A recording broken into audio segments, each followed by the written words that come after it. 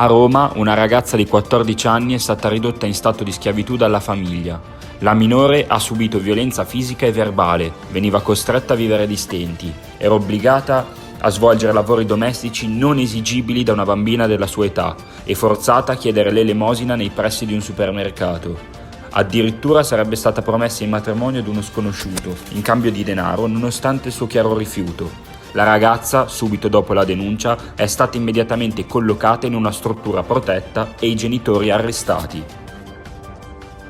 Ritorna nei teatri più importanti d'Italia Queen at the Opera, lo show rock sinfonico interamente basato sulle leggendarie musiche dei Queen. Sul palco le grandi voci di Luca Marconi, Valentina Ferrari, Alessandro Marchi, Luana Francalvieri e del soprano lirico Giada Sabellico, accompagnati da oltre 40 musicisti che coinvolgeranno il pubblico sulle note dei più grandi successi della band inglese in un mix di musica sinfonica e rock.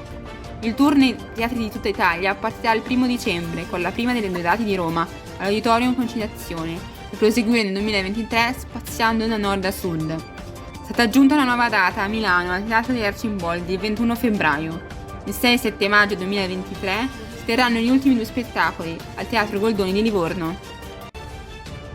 Giornata inaugurale quella di ieri per la prima tratta della M4 che collega l'aeroporto di Linate alla fermata ad Ateo.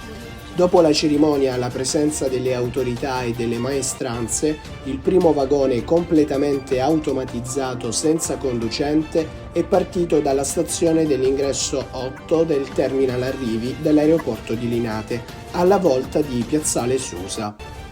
Qui è stato percorso il tratto in superficie interamente riqualificato di Viale Argonne, animato per l'occasione da attività per famiglie e bambini.